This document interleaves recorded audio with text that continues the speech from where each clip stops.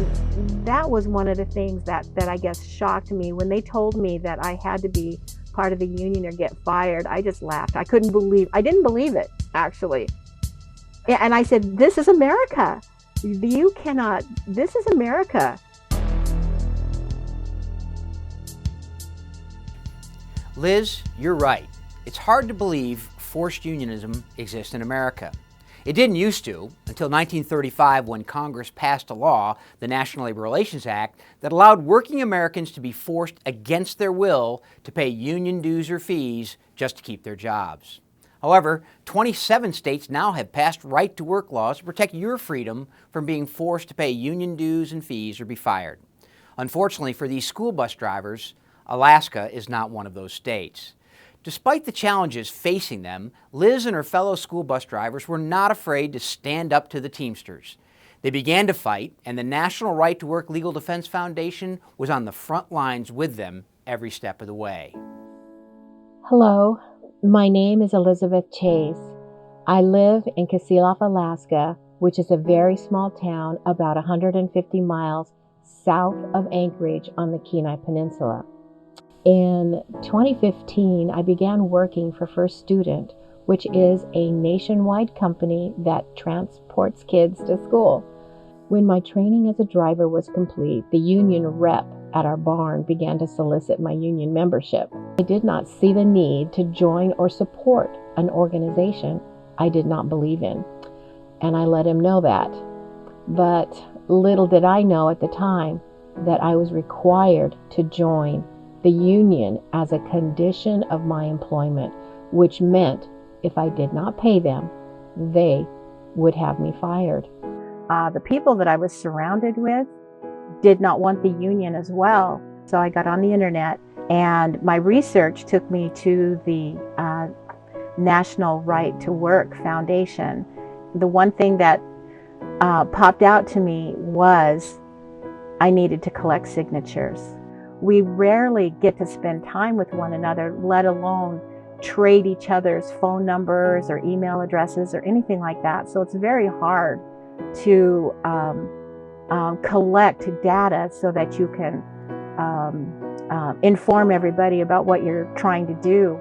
So I told a few friends about what I was going to try to do, look into getting rid of the union at the local public library on a Saturday. And anybody who wanted to decertify the union, please come out and sign our petition.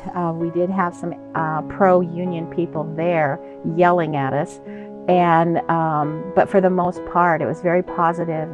We got our signatures, and then I did not know what to do after that. So I kept looking on the internet, and lo and behold, there was a 1-800 number that I saw. And I'm going to get emotional because it was such a special day for me to see that number for the National Right to Work Foundation. I called the 800 number, and they answered the phone. It wasn't a menu that had to go to another place, that had to go to another place. It went straight to a secretary who patched me in straight to Amanda Friedman, who works there. She listened to my story, and she said she'd get back to me. The very next day, they said they were going to take our case. And having lawyers back you up for what was facing us, and believe me, in the beginning, we had no idea what we were facing. So I was just very thankful, and actually cried that day when they took our case. Liz's case takes us to Alaska's Kenai Peninsula School District, across the Bering Strait from the old Soviet Union border, where you might expect this type of state-imposed compulsion. Daily, these drivers face potential dangers from Alaskan wildlife and often extreme weather conditions. They did not need to spend 3 years embroiled in an unwanted Teamster union located inside their bus barns. Before our request went in, the union had already started putting up blocking charges. And of course, I didn't know anything about blocking charges. And so the NLRB knew what was coming. And they were very quick to deny our request, even though we had over 50% of the employees who wanted to decertify. So they denied our request due to what they call a successor bar.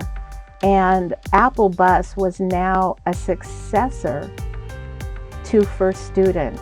And there was 1 year left on the 3-year contract that the Teamsters had negotiated with First Student.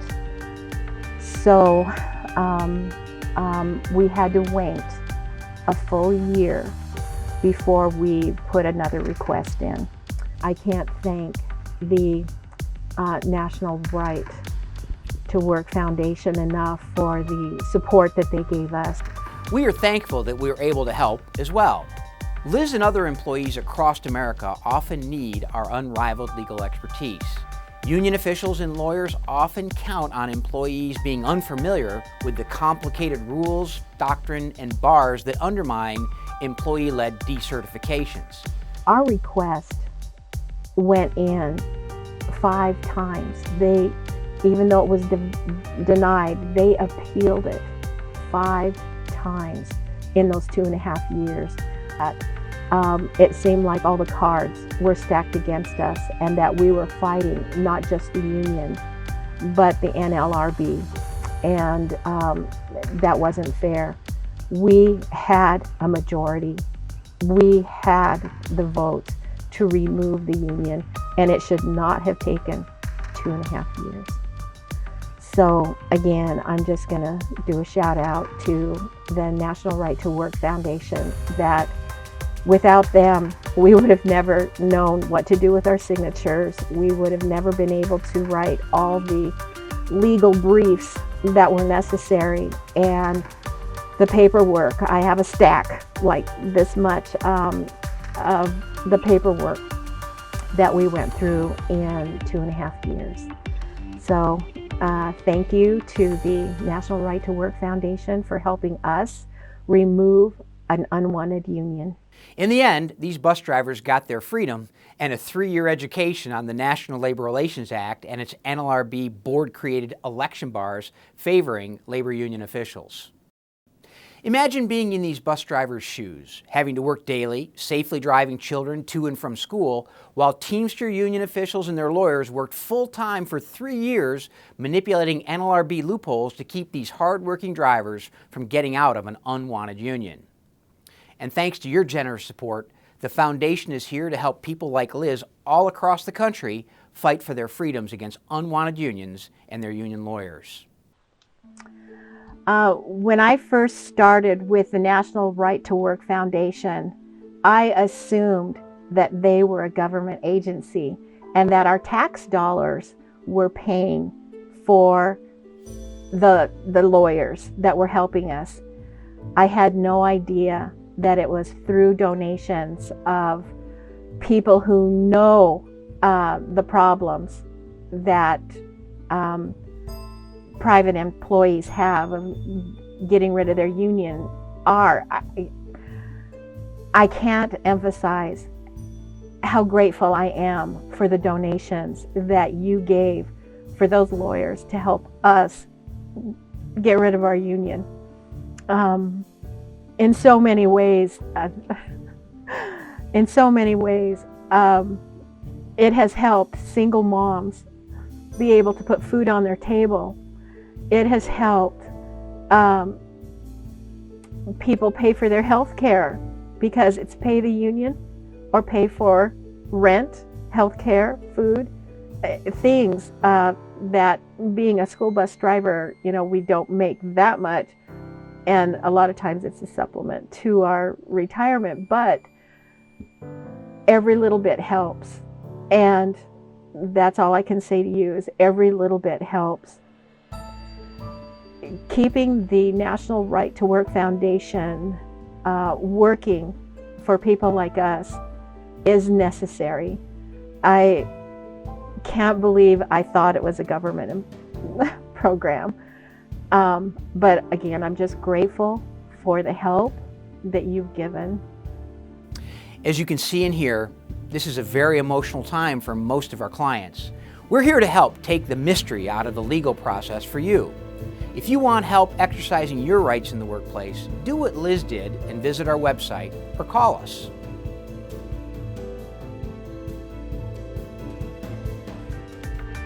Yeah, and I'm sorry, I'm so emotional on this thing. Yeah, through this process, I've had some pretty teary days. The day that the union left and that we got our paperwork that said from the NLRB that the union has withdrawn. I cried that day. I cried the day that the National Right to Work Foundation took our case. I cried in the middle when they again denied our request for, but for them to be with us through 5 appeals, think of that, 5 appeals, unbelievable.